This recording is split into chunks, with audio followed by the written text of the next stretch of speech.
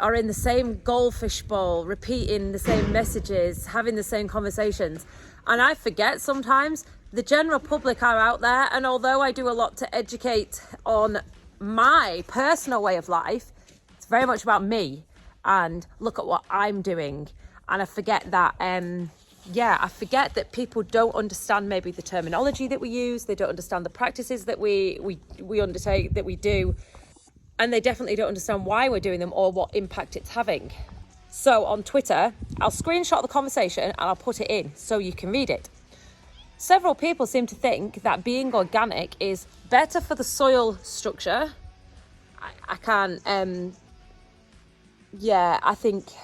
don't. And they also think it means that you have better welfare standards. This is absolutely not true. Absolutely not true. Now, I know of organic farmers, and you will also know of organic farmers, that welfare standards on their farms drop well below that of our non-organic farming system. I just find it bizarre how they think that withholding antibiotics and having a double withdrawal period seems to mean that you've got better welfare for your animals. It is our responsibility to give people the information and put it in front of them. It is not their responsibility to go looking for it.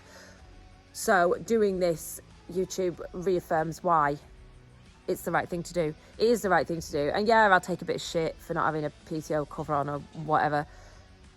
In the long run, it will be worth it. And even if we reach just a couple of people and not change their mind, but like educate them in how we do things and why we do things, I think it's definitely worth it.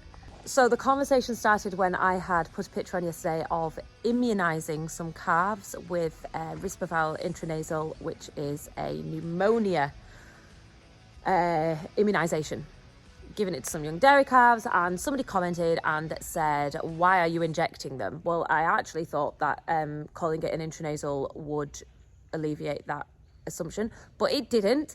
So I explained very kindly that I wasn't injecting the calves. I was giving them a very similar thing to what your children have in school, which is a squirt of liquid up the nose to hopefully stop them getting pneumonia or lessen the effects if they do get it. I think people would have learnt something about vaccines over this last 3 years, but evidently not. So she then went on after my very kind reply, and her reply was then, organic is best. Now, I know they say don't take these people on. I know they say it, ton. I hate to break it to you.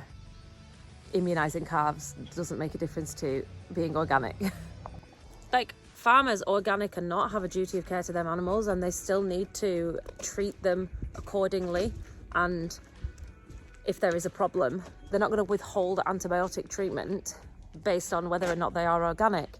They may give them different antibiotics and have double the withdrawal on them, which is absolutely fine, but that does not equate to better welfare standards, which is the bit that I can't get my head around. Public perception is, it's crazy. There's Roy lighting the boiler with a milk bag. Roy's just found this picture. Oh, I'm not using a mouse. It'll tell you when you saved it, surely.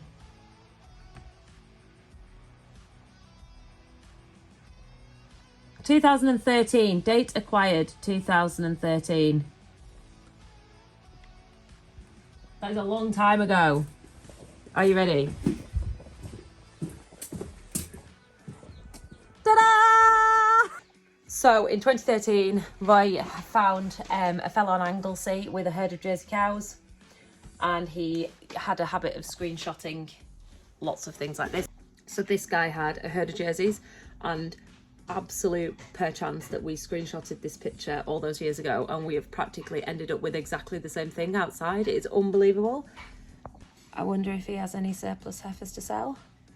Let's go and find him. Oh, look, guys, look. Oh. How things have changed. So that was Fave Cow, my first nuisance. Charlotte wears wedding rings, which is absolutely a no-no on a farm. She also wears hunter wellies. Also a no-no on a farm. And a fleece with straw. Oh, look how young I am. I don't have any wrinkles. That's so nice. So Roy's just come outside when I was having my little organic rant and said, you do realise we've got organic milk in the fridge. But interestingly enough, we quite often buy organic milk because it's always reduced. It is left on the shelf. So say, for instance, your regular farmer is getting paid 45 pence a litre for their milk. It's got to be at least 70 pence to make it cost effective doing it, because you'd need twice the acreage, well, nearly twice the acreage, to be able to produce the same amount of volume. So this here is 1.36 litres, 2 pints of milk, and it was meant to be £1.85. It's reduced to 37 pence. There is no way that this here costs a quid to produce, as in like the packaging and putting it on the shelf. No wonder supermarkets like organic products, because they can put such a massive markup on them. No wonder people think that organic products are better for the animals. Even on the packaging it says, this product meets organic standards, produced with the environment, wildlife and animal welfare in mind. Okay. And you wonder what we're up against. Branding departments in supermarkets, that is what we are up against. Whilst I agree with it as a business decision, and if it makes you money, go you. I completely applaud that. But don't try and make out that the people that don't go down that route are any lesser, because we're not. That is simply not true. That is simply not true. Where is my rant hat when I need one? Ollie. So yeah, thanks to Twitter for putting me on that little rant, because I actually didn't expect to be doing that today. What does this normal milk say about the environment? Supporting our dedicated dairy farmers. Absolutely nothing about... No, wait. Celebrating 10 years working with our incredible dairy farmers like Andy. Scan the QR code to find out more. I am going to scan that QR code and I'm going to find out about Andy, because he'll be amazing. He's in a really peculiar mood at the minute. Like, really peculiar. You wouldn't mess with it. Johnny's coming later today to fix the water pipe leak that we have. So that won't be an issue. But yeah, I'll just keep the straw away from the leaky bit until then. Excuse me, looking knackered. So these girls are going on the front of the wagon. They are off to Carlisle auction today. And these bulls over here are also going on the wagon. So we'll just move the wagon into place and we'll load them on the front because there's less of them. They are the second to last group of heifers that we've got in that shed there, but they're just not the size yet, so we'll just run them on and keep them. So yeah, these guys are going. Glorious.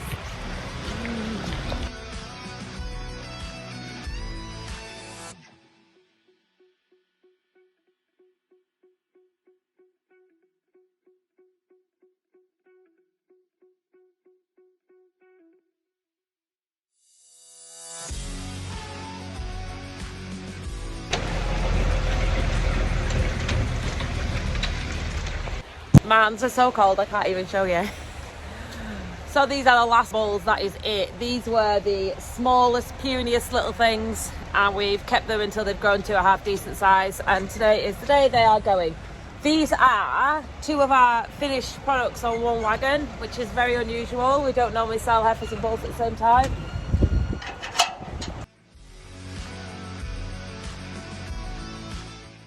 Spreading straw. Roy's just made a really good point, which I think is worth mentioning. I was telling him about what I'd said content-wise today on the YouTube video, and he said, don't forget that everybody is managing their fertiliser differently this year because of prices, and that's actually probably a good thing, because they're more precision managing. Like, we didn't just get Big Roy to slap it on with our fert spreader this year and waz it around everywhere. Not that he ever used to be terrible, but we put it on with, Carl came with the GPS and put it on properly. And things like going around the headland, he ended up, you can put it in reverse and put it on properly around the headland, and spin the disc the other way or something, and make sure it's put. Anyway, we put it on with more precision. And even though people are complaining about the price of the stuff, which is extortionate, they're thinking more about how they're putting it on, which is actually a good thing, I think. We had one bag of fur to buy for second cut because we'd put it on that much more efficiently than we would have done in the past. And that purely is driven by price, but we didn't realise how wasteful we were being. Also put more lime on the land this year to get the pH levels correct so that the fertiliser is more effective on the areas that we do put it on. I also know people that have not put a lot of fertiliser on at all, and they've put the same amount of money. I know a few people have put the same amount of money as they had put on in previous years, which is equated to a lot less physical balls of fertiliser. But they're looking at alternative methods of managing their land and making it more productive in that way. That is probably a good thing. Whilst I know the pinch is horrible and fertiliser prices are extortionate and the petrochemical companies are always winning, managing things differently is a good thing. People are reseeding with different lays. They're not just using ryegrasses and things like that. And they're also managing the muck much more effectively than just putting it on to get rid of it. It's bound to benefit things like soil structure and, you know, increase worms and biodiversity and all that. Price has forced people to look at managing land differently. They wouldn't have done that if it wasn't so expensive. They wouldn't have bothered even looking at how they were managing the land. So I suppose it's a conversation that needed having. Maybe they didn't need to be forced into it with the price of stuff, but it's definitely something that needed to happen at some point. Got a poorly car, covered in straw. He's been off his legs for a day. Bright in his eyes and everything, and he's eating and drinking. I've treated him for pneumonia just because he's got a slightly high temperature and a snotty nose. He's not really tifting, but that's not to say that he might not be. So yeah, I've done it anyway, and he seems to be improving, so we're going to try and stand him up today. He's very cute. So to finish off on last night's conversation about social media, and people often wonder why such a weirdo like me has any kind of social media following, and I do ask myself the same question quite often, and I think the answer is basically I'm not trying to sell anything, I'm not trying to build a brand, I'm not trying to elevate myself into some kind of, you know, rarefied atmosphere. I'm just taking the piss and I'm having fun, and I'm just showing you what I do anyway. And the point being, I would be doing it regardless of whether or not I was videoing it. And so I'm not making the content. The content's already there. I'm just showing it to you, which I think is something a lot of people on social media, not farming people, but people in general, they have to make the content, whereas farmers have it every day, don't they? It's just whether or not you can be asked sharing it. And fortunately for me, I enjoy sharing it and I enjoy creating it. So yeah, that's how it works. I think that's my pearl of wisdom for the day. So I just wanted to show you, somebody asked yesterday about runoff from the midden. I think this is what you're asking. Where does this go to? Kind of just dries up, to be honest. This is probably the wettest shit that we have or will have in here. It's not a dry shed at all to have mucked out, and there's just little trickles, but they really do amount to nothing. They just dry up, like you can see.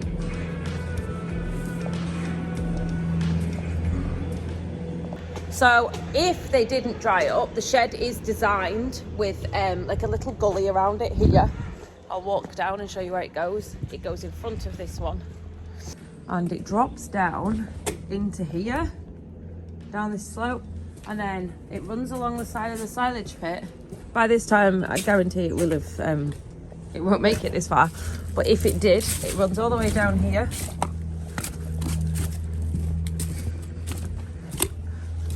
This needs a good clean out, to be fair. I haven't even looked at it since I took the road forms off. All the way down here.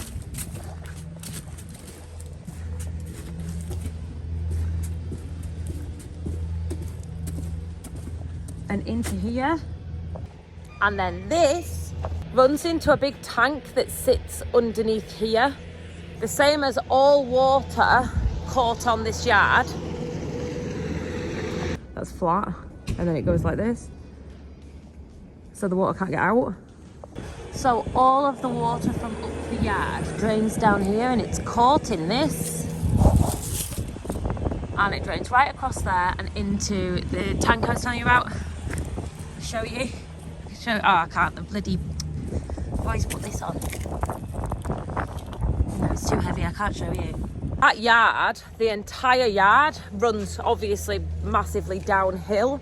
At the bottom of the yard, there is, if you imagine a crash barrier in the concrete, and all water that runs down the yard is caught and directed into that big tank also.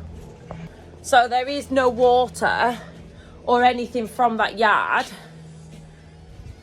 that would be able to make it to the field or into a watercourse before it is caught by something. Let's talk about me driving stuff. So back in the... It'll take ages driving up there anyway. Back in the day, I couldn't even drive a Nissan Micra. No joke.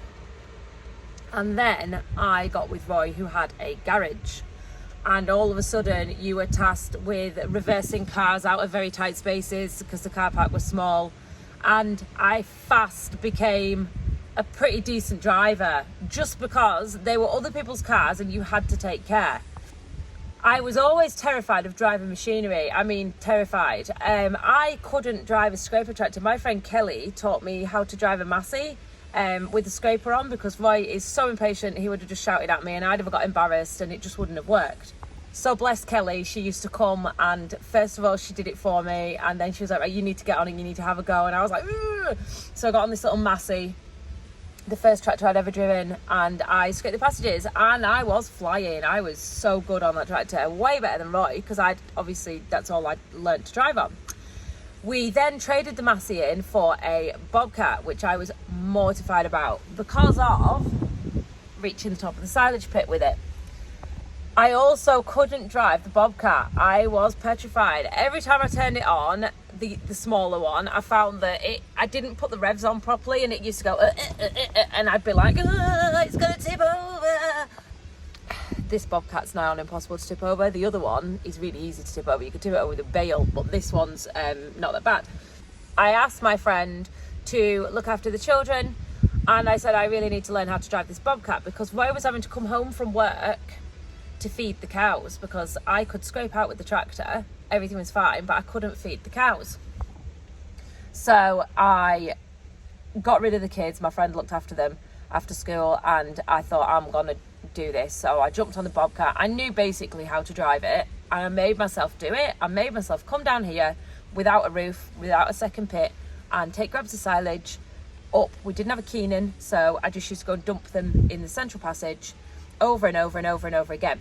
Anyway, it took me about an hour. It took me a long time, but by the end of it I had more of an understanding of how the actual machine worked and I wasn't embarrassed by people watching me use it or do it wrong. I taught myself, no one was there. So yeah.